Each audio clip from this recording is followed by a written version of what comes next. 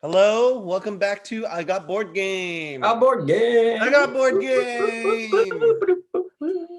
I'm Ben, I'm John. and today we are here with another Kickstarter preview for you. This game is it's still on Kickstarter for just a few days. But I thought it'd be worth kind of getting in there still, maybe get it a little more attention. And because it was definitely one that really caught my attention. And that game is Scrooge and Goofy. Scrooge McDuck. Yeah. In the Christmas Carol. No. The game is Ghosts of Christmas. Ghosts of Christmas. Christmas. There you go. And so, yeah, you guys, we'll show you more of the pictures of it right now. This is obviously a preview, so we don't have the game. We're going to be sharing our thoughts on seeing maybe just a video or two explaining how it plays. And maybe, I think both of us looked through the rules on our own. And so just sharing with you our thoughts on it from that information based on that. And so to get into it, I'm actually going to share the Kickstarter page, share screen that. And so this is, like we mentioned, currently on Kickstarter. It has 4 days to go. So if you're interested, you'll want to get on this soon after seeing this video. But this is a Kickstarter project actually for 3 games at the same time, which is not common, but I think it is something that this specific project manager or campaign manager has done before, boardgametables.com. And so they've had a few other, actually quite a few other projects. I only know they're maybe the last few board game ones, not counting the ones where they are actually doing Kickstarters for their board game tables, which is obviously what they would be known for. But I did back their previous project for QE, which was a kind of a auction or bidding money game, which was really clever. And I had heard about it from the Dice Tower a long time ago. Tom Vassell really liked it. And so I thought when Board Game Tables did it on Kickstarter, that was my chance to get it. And I do enjoy that game. I have actually played it a few months ago for the first time, and I thought that was really good. And then they also did a Kickstarter for On Tour, which is a roll and write game with the theme of like a your own band going on tour across the US. And so that game I think has done pretty well as a roll and write game. But then to this project now, for Factory Funner, Bear Raid, and Ghosts of Christmas, we're going to be looking at Ghosts of Christmas, which if we scroll down now, we'll just go to the part just for that game. And so you can see Ghosts of Christmas. Here you are. And then the other 2 games, but then straight to the Ghosts of Christmas part. And so Ghosts of Christmas is a trick-taking game where one of the key differences that it does is there's actually 3 tricks being played at the same time. Past, present, and future, if you guys know the Christmas Carol story, and which I haven't read it, but you've probably heard a lot of references. Have you read it, John? I've watched enough movies and about it to know everything that you need to know. So no, he hasn't read it. I don't need to read it. I know it. I'll live. No, just kidding. But yeah, it's a trick-taking game. But yeah, the interesting part for 3 to 4 players, plays in 40 minutes, is you're playing 3 tricks at the same time, past, present, and future. And so it's still obviously a trick-taking game that's turn-based, but basically on your turn with the cards you're dealt, and you can see some pictures of them here, different suit colors and numbers 1 through 12.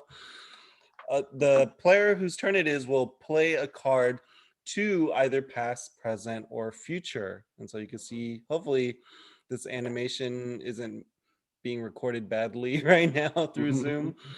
But if you can see how it is set up, you can see that actually, let me see if there's a better picture. Okay, this is a good still picture. Right here.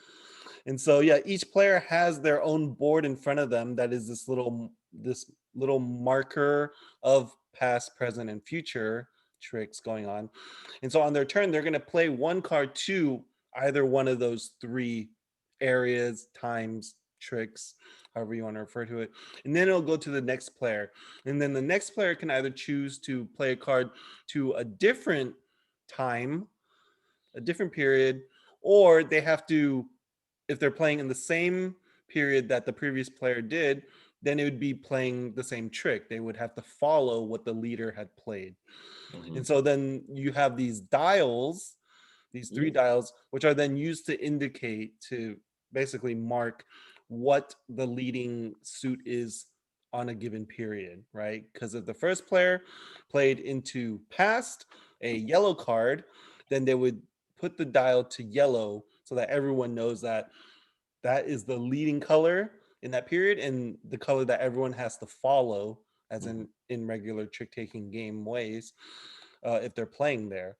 And so this will keep going on until all the players have played a card to each of the periods.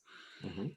And so in this setup here, what that would mean is, each player would have played a card to the present, each person would have played a card to the past, and each person would have played a card to the future. And then at Mhm. that point, everyone would go in order, resolving the tricks. And that's kind of an important part, because not only are there three tricks going on, there is this way that they can affect each other Mhm. when you're getting to the scoring part of the round. Because actually, let me see if there's I don't think there's any other picture of that. I don't, So I we'll don't go know if back I have up one. to the setup here. But the way it'll happen is you'll look at the past first, and you'll look at the dial and see which color was the leading color, the leading suit, right? Which was determined by the person who first played a card into that period. And then you would see, like in regular trick taking ways, you would resolve it and see who has the highest number card in that suit that was played in that period. And so then whoever did then would win that trick, and then they would then actually be leading the next trick, the next period. Yeah.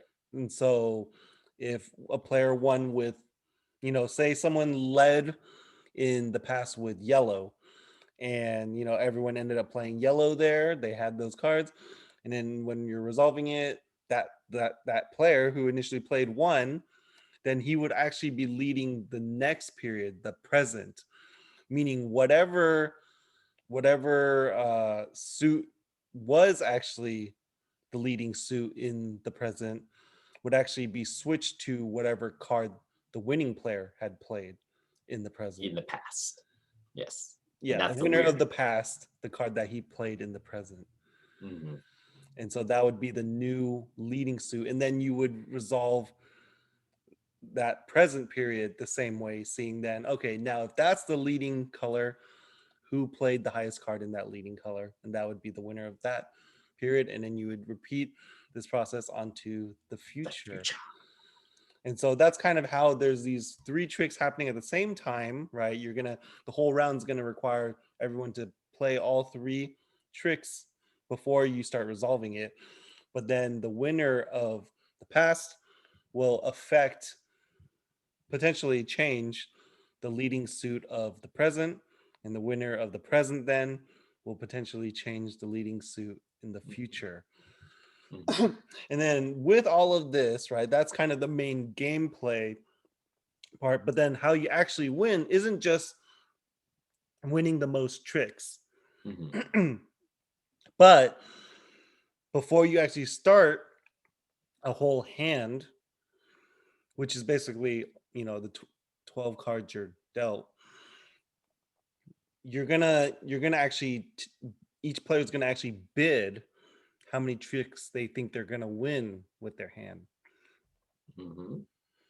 And so when you're bidding, Yeah. is it per So for your whole hand? basically during a hand at this point, so it's prior to starting to play is after I don't know if you're dealt the cards yet or it's like once you're dealt the cards then you do the bidding, but At Yeah, that point, I would basically what think it's you're dealt your hand you first. you get to see your hand first. So basically what it is you're saying that you're going to guess how many tricks you're actually going to win. So contrary to a number of different trick taking games where usually it's based on the number of tricks that you like, on an arbitrary number of winning the most tricks or not winning the most tricks or whatever, right? Way of scoring. This game you're actually trying to kind of gamble and guess how many tricks you're planning on winning throughout the whole hand.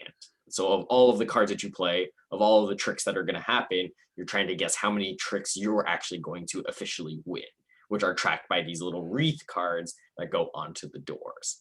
And the way that the scoring works in that is there's two ways you can do it. The first way is guessing the exact number correct. So if you're able to guess exactly how many tricks you have, like that you want to win in the hand, and you get it successfully, you get 2 times the number of doors that you had guessed. So let's say I said like I think I'm going to win 4 tricks in this hand. Then if I'm correct and I won would take 4 in the four whole doors, right? series, yeah, four The four tricks, doors to mark that.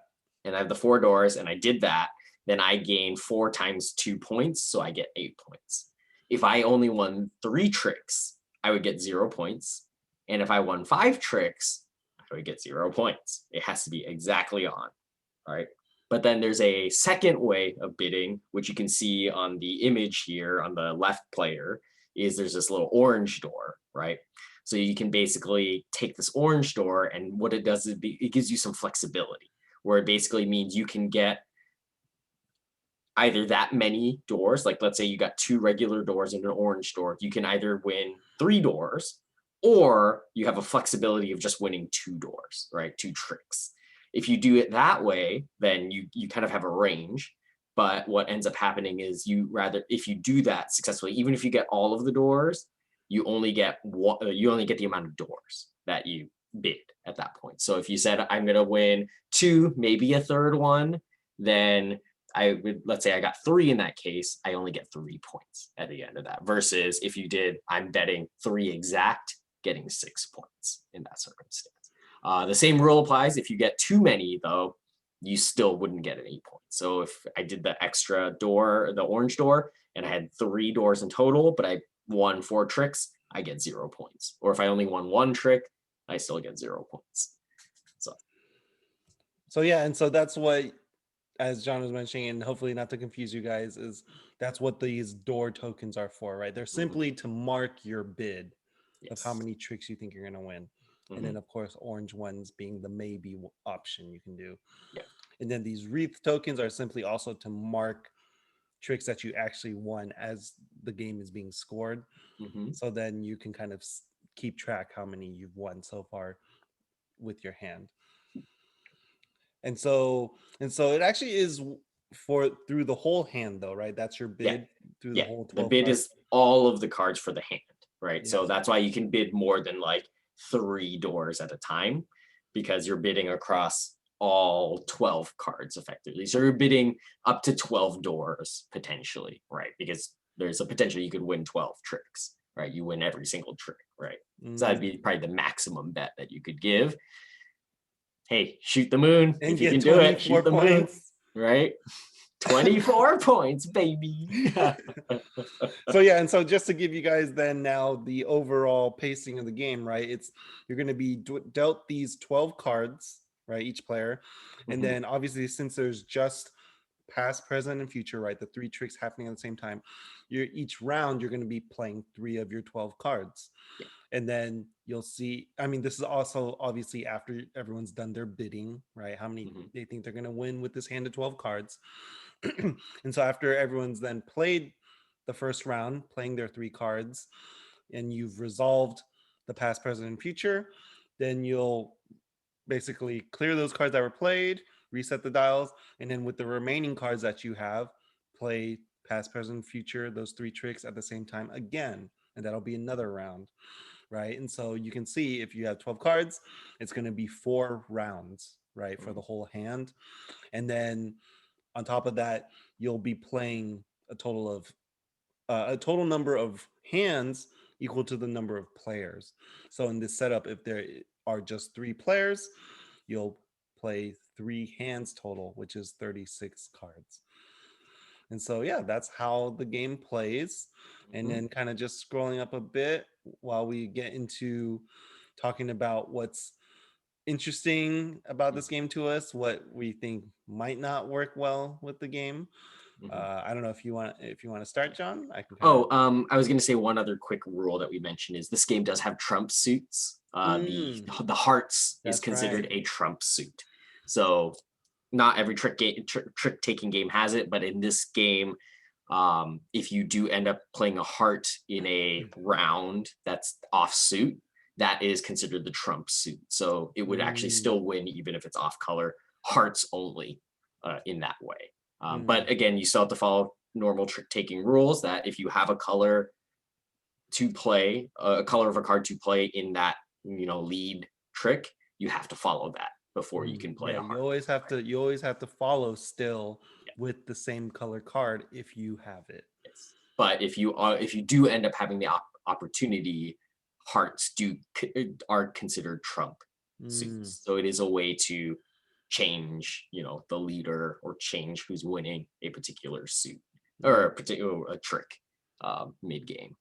So which now gets into the our thoughts about the game. mm-hmm. This is definitely different than any other trick taking game I've ever heard of, in the sense that you actually have the opportunity of seeing three tricks simultaneously that are being played out pseudo kind of like not at the same time, but it's like you get the sense of like what's coming, right? Mm. Which is very different in normal trick taking games. So in the traditional trick or like in standard trick taking gameplay is you usually have one player who's a leader who just plays a card, and then based on what they play everyone else has to follow, right? And then whoever wins that then is the next leader for the next trick, so on and so forth. In this game, as we mentioned, it's a little bit different where all three tricks are like not happening but happening at the same time, because it's when a player plays the card into one of the zones, one of the three kind of time zones, past, present, or future, first, they're they're leading in a way because they're playing the first card, right? So it's setting the colors that the other two players have to follow in terms of new cards, the next cards they want to play for that. But it's also weird because, as we just talked about, is that's not the resolution of a trick, right? Where typically you would just resolve the trick and then you just move on to a new trick. The trick kind of stays in stasis until all of the cards have been played. And that part is the part that really throws a lot of strategy and a lot of this difference in how you play trick taking games in, where if you're off suit, for example, if someone, let's say like I had a hand and Ben had a hand and I had no blue cards in my hand, or like one, and let's say Ben had played a blue card in the past, which set the trick taking, the color in the past to blue. In a normal trick taking situation, I'd be stuck with playing the one blue card that I had, right, in there. But with the setup that we have now, I now have the option of maybe using that blue card and putting it in one of the other areas, like the present or the future, which would set those to blue.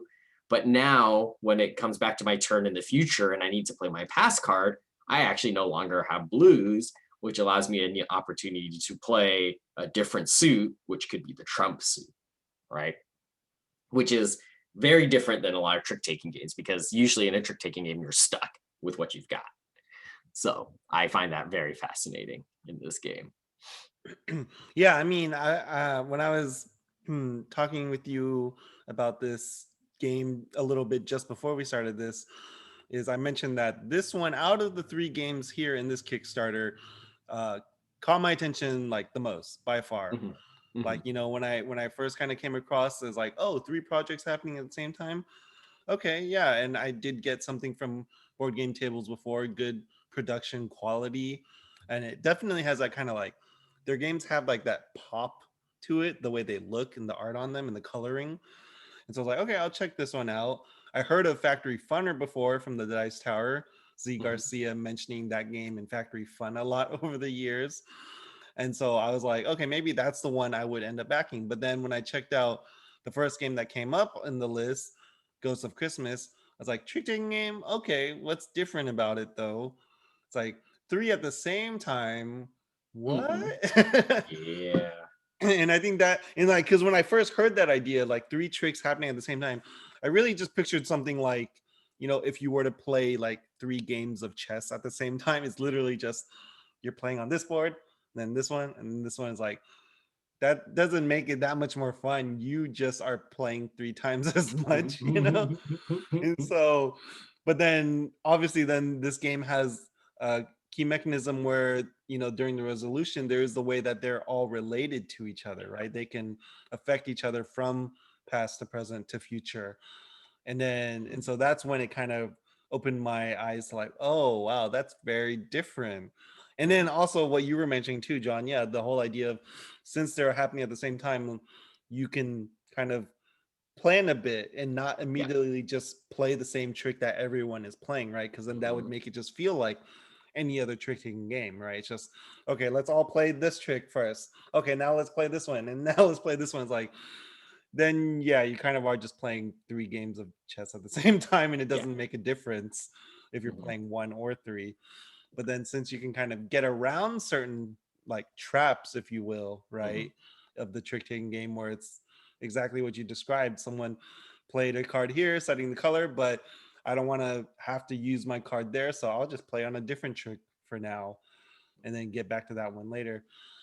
That's pretty cool. And then the whole idea of, yeah, the past affecting the future, affecting the present, affecting the future. I think it's kind of a cool thematic idea Mhm. that then is realized in the game, because the winner of the past then sets the suit or the color for the present, and then the winner there sets it for the future. And Mhm. so, yeah, that is very clever. And especially as a trick taking game, you also pointed this out to me before this videos. I've mentioned before that trick taking games are not my kind of game. And so now I'm kind of wondering, like, do I actually find trick taking games Maybe more it is. interesting than I think? Because this is, yeah, this is Yeah. just very clever. And then I think, I'm kind of saying a bunch of things, but like I think what also helped was the look of it. Yeah. Like, it has this kind of cartoony look to it, but it has this bright color to it. It Mhm. pops. The past, present, future theme is lightly there, but then it is also then lightly in the game, and it makes sense together. Mhm. But yeah, the look of it here, if you guys are seeing just the picture of the cards, very clean and also colorful. So Mhm. that also helped grab my I'll attention. even say also as a quick design note there on the cards itself, it's also colorblind friendly because I know we've mentioned in some other games. Mm, It is colorblind friendly, one because of the numbers on, well, not the numbers are the ranking, but they have symbols on the mhm, cards too. mhm. So it has like the music symbol, it has the heart symbol, has the Yeah, scales, and scales then and the the can. candle. Mhm. Yeah. So there is those symbols to help. I will say the candle's kind of hard to see, and the heart's kind of the same shade of red, or like Yeah, it's a that's similar true. red That's shade. true. So I don't know, like maybe it does help. I'm not colorblind, so I don't know exactly, but maybe it does help. Yeah, I At least mean, there it is might. some symbology to help Yeah, keep yeah, it yeah. separated a little bit, which is actually kind of nice, right? It's not really thematically connected. It's kind of like suits and like Mhm, just mhm. traditional cards as well, but there is that. But actually, on Um, that point, I mean, I mhm, mean, since this isn't our usual review, and we're not going in order of like all our pros and cons and final mhm, thoughts, I would mention on that point, yeah, maybe using different colors would have been a little nicer there, right? Because people always mention like having yellow dice with white numbers on it is like a bad idea, right? yeah. And so that's kind of what happened here. But Or like an something I outline think. at least, right? Like a black outline around it, Mhm, mhm, just to mhm. distinguish it a little Yeah, bit. and same with the darker red heart on the red cards. Yeah.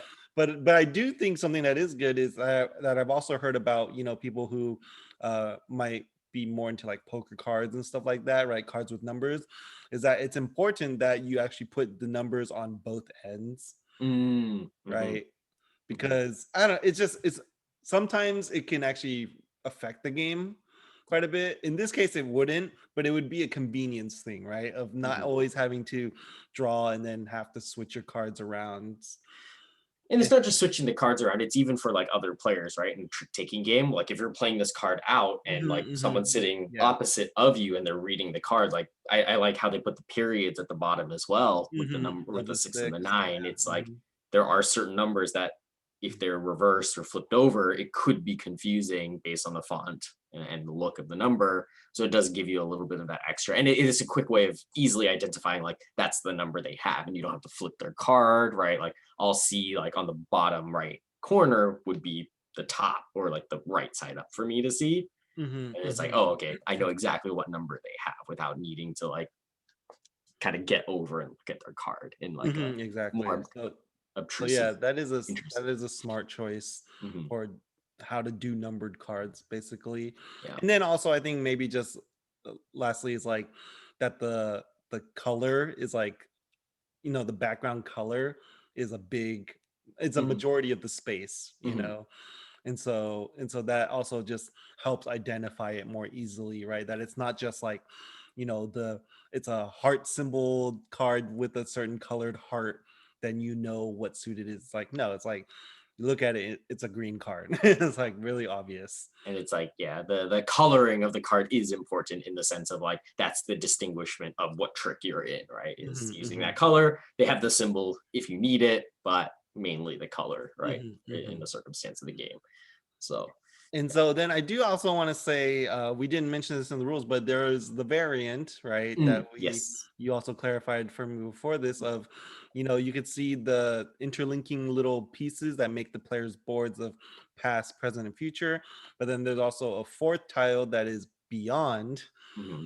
which is a variant where you can add a fourth trick happening at the same time. Yeah. And I think that's smart, right? If people are enjoying this like novel mechanic to the game of this past, present, future, sure, you found another way to extend how that goes on. Hmm. And I think that's a nice touch, Hmm. small variant added like that, Yeah. which keeps the same rules though, and I think Hmm. that's kind of a difference too, where it's not like a whole variant where it's like, oh, you need a variant to play with a different number of players, or you need a variant that is actually changing like the game from competitive to co-op, and it's different setup and stuff. It's literally just extending that main mechanism Hmm. or the same. or even in that sense of like needing new components that you need to add Mhm, into the game in mhm, some mhm, new way mhm, or a different way. It's literally just like, nope, there's a fourth tracker effectively mhm. that adds on. Yeah. But I think it's also really cool because it does add complexity because then you're basically adding a fourth layer of the timing mechanic of how many tricks to win at a time, Mhm, right? mhm. Because now you have a fourth one that could be affected by the outcome of another one within the same kind of set of tricks, right? Where if you play with three tricks, there's mainly like two that are affecting each other. But with the fourth one, now you have three tricks that affect each other, right? Like Mhm, in mhm. sequential order. So that Mhm. makes it really cool too.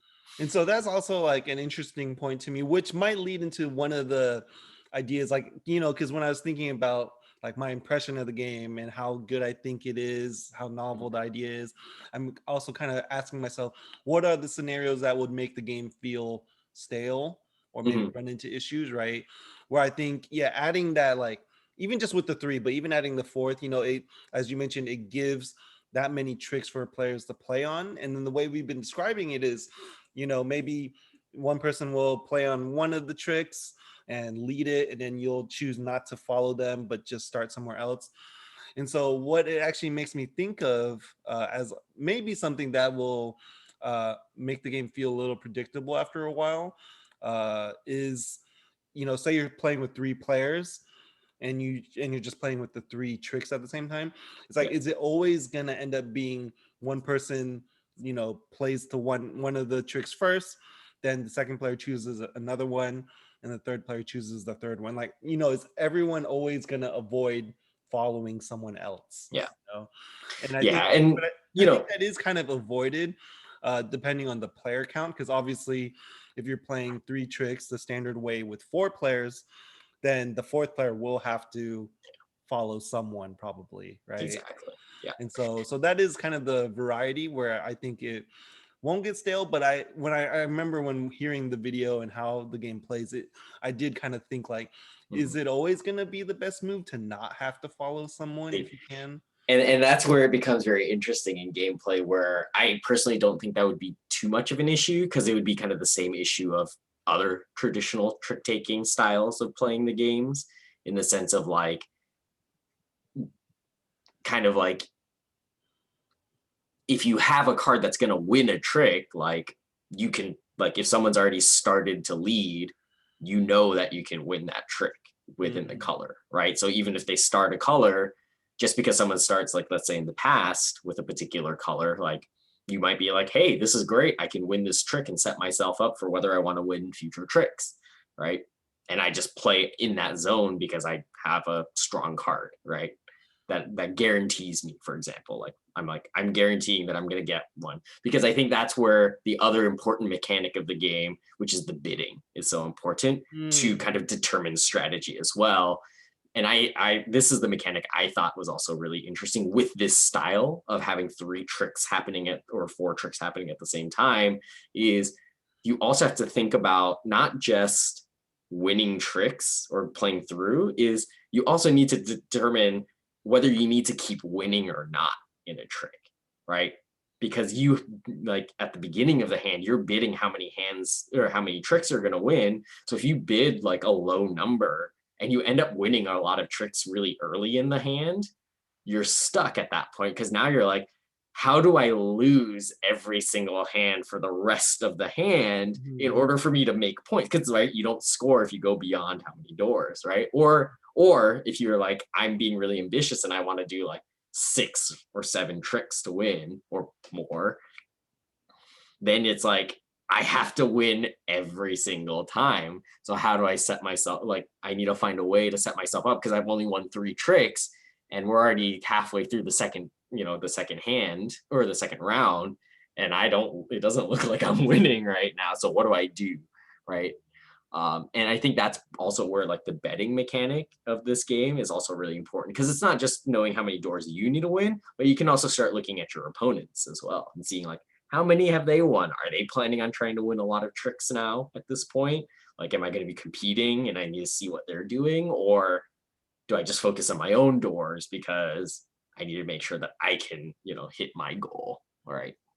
So, Yeah, I actually, yeah, admittedly, I do forget about that bidding part. it's uh, very important. Yeah. the three tricks happening at the same time is what definitely sticks out to me. But yes, the bidding is really important, and I think part of it is also because that's just not the most novel part to me, Yeah. Yeah. because I think I've heard of it in a few other trick taking games over the years of yeah, trying to guess how many you think you'll win. Mhm. But no, but yeah, it definitely makes a difference now that you mention it, because I can imagine cases where even if someone isn't confident with trick taking games coming into this, they could easily bid a low number and, in a sense, maybe have a better chance of guaranteeing some points, right? Mhm. Because they might not know how to set it up so that they actually end up winning the first one and linking to the second, to the Yeah. third, and they'll just be like, maybe I'll win like a couple tricks, Mhm. by chance, and maybe not in a way that affects each other in this kind of cool comboing way. But then Mhm. I guaranteed my points, right? Yeah. And so I think that's kind of a cool, maybe even a way the game is a little friendly to people Mhm. with that bidding aspect, Mhm. right? Of the as in being the only way to actually get points in the Mhm. game, not Yeah. just sheer winning tricks. Mhm.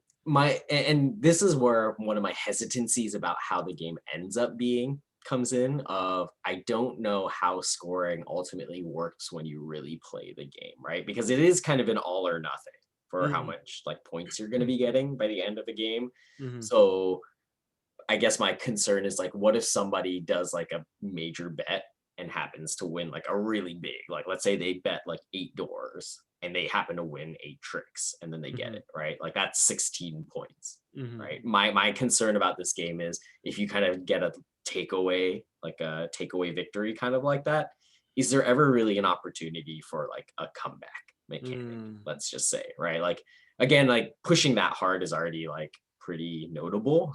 If you're actually Mhm. able to succeed doing that, that's pretty crazy already. But it does make me wonder about, like, games like this, where it's like, is there even like a comeback mechanic for if you start falling behind a certain number of points, where at that point can the person just easily kind of coast to victory and instantly win, right? Mhm. Since you're only scoring, if you're like a 3 or 4 player game, you only score 3 or 4 times in total in the whole game. So the chances of scoring is pretty low. So Yeah, I that mean, that's one thing I I wonder even about. wonder if like if we get to play this and we're like our final scores at the end are like 5 like 6 points or like 5 points because we just like kept bidding terribly. Yeah. Or yeah, or is it like, or it's like somebody has like 30 points and the other person has 0, right? Because just, the nature of how you do the bidding, Mhm. right, with the door. So that's one thing I'm not sure. Like, and I'm not sure if it's the most important or the biggest thing, but it is something that I kind of thought about when I was thinking about how this game plays. It's like Mhm. it kind of feels like someone could really quickly get away, And maybe. actually, but now that you mentioned that, I guess I guess for me, I'm not that hesitant about that because of my experience with another game called Fox in the Forest, right? That Where does. I think it's the idea that it's there's that bidding, right? And then you kind of think if I'm good enough, I can hit my bid. But then there's always that kind of limitation, I think, that is the chance provided by the trick taking aspect of the game, Yeah. right? Where it's like it's not a pure skill game where Mhm. it's like I'm just gonna outthink you and I know I'm gonna get this many, right? It's like you're still dealt a hand of cards randomly, and it still kind of depends on the order that everyone plays their cards out to the three tricks Yeah. each That's round. true. That is And true. yeah, I think that's kind of why it didn't come to mind for me. I think that trick taking part will be the, in a sense, equalizer, if you will, Yeah. to an extent, but then still requires skill, which I think is a cool part about it too, right? Mhm. It's not just like, I don't know, playing Uno or crazy eights with the cards you're dealt with. Master of Crazy Eights. But yeah, and then, so I did actually want to mention during this too. Yeah, the game Fox in the Forest, I think, is one of those innovative trick taking games too. That then I see some of those key elements in this, which then also make it very promising to me. Right, the whole idea of well, with Fox in the Forest versus instead of bidding, it's a you need to win a certain number of tricks, not too many and not too few. Mhm. Right, and so it's still that idea of like, how do I control how many I win and how many I lose, which Mhm. you'll need in this game too. And Yeah. so I think that's cool. And also the Trump suit, right, which Mhm. is something in other trick taking games. Yeah. Something small I do want to mention now that I've been looking at this setup picture too is the components. I mean, I did mention like the art looking nice, but I think even just the components including these kind of things are helpful, right? Like the Mhm. dials to keep track of what's leading versus having to make up some rule for players to put the leading card in this way so everyone knows that that's the leading color. Yeah. Just including dials, and these are nice dials, right? Like whenever I think of dials with board games, I do end up thinking of like those very old games where it's like a Paper ones. dial but it's actually like an arrow Oh, on the it. spinner arrow. Yeah, and that's like those can look so janky, you Yeah. know? Or Where they it's get like, loose and they're just ugh. yeah, yeah, exactly. Where then, Mhm. obviously that's for much older games.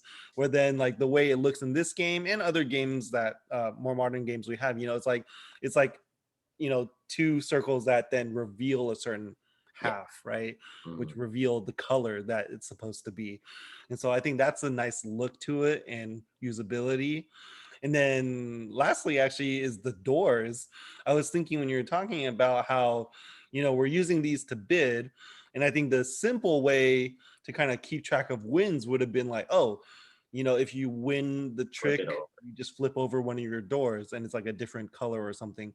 But then, of course, if you're having the regular doors be two different colors, and you have this orange door, then you're just going to be introducing two times as many colors for players to keep track of Mhm. what color means that I won Or that like, what do you do when you exceed your number, right? yeah, Like, and stuff like that. And so actually I think it's nice that they do it through this wreath system, right? Which is both a thematic touch of putting mhm. like the wreath on the door. But then yeah, it's something that's more easily understandable, right? Of just, does the door have a wreath on it or not? Right? If it Mhm. if it does, then that means I won that trick. That's all you right. know, and so not having to confuse players with different colored doors, Yeah. basically, I think is a smart move not to do it that way. Yeah. One possible issue also I think I might have uh heard or read in like the comments on this Kickstarter is if there's a, because at least components wise here they're listing 20 doors, and it's like, can that means it seems like it might hit a limit as to how many each player can bid, right? Because if you're playing with 4 players, right, that would be an average of a bid of 5, right? Hmm. Where it's like, oh, so then if other people bid, like if all 3 players bid 6 doors before me, am I only left to bid 2? Yeah. You know, and so I'm kind of curious about what the rules will say about that, if there is actually a limit to how many doors you can bid, like how many tricks you think you can win, or yeah, or if it's gonna rely on the rotating turn order to balance that out, where it's like, you know, sure, if you're, if this person's first player and it comes around and you're last player for now, well, over time you'll end up being first player, so you can bid a lot when you're first player or something like Hmm. that.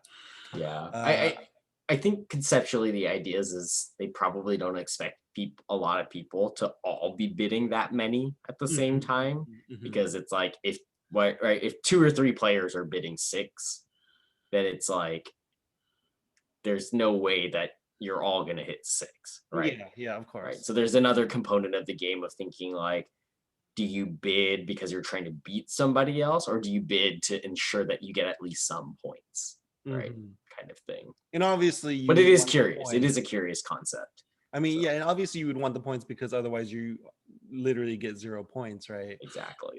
But yeah, yeah, I mean, I think it just comes to mind because it's the idea of, it's more of a production idea when you, Hmm. when I'm thinking about these games where, you know, because there are games where, other games where people kind of have complained about not having enough components basically for Yep. how the game can play out, and it's, I'm wondering if that will be an issue. I'm always doing 12. Take all the doors because then nobody can bet their Yeah, yeah, door. basically. If I'm not getting points, you're not getting points either. Then you just bid one door Yeah, just to win yeah. one trick. That's all I need to win. Then I'll have infinitely more points than you.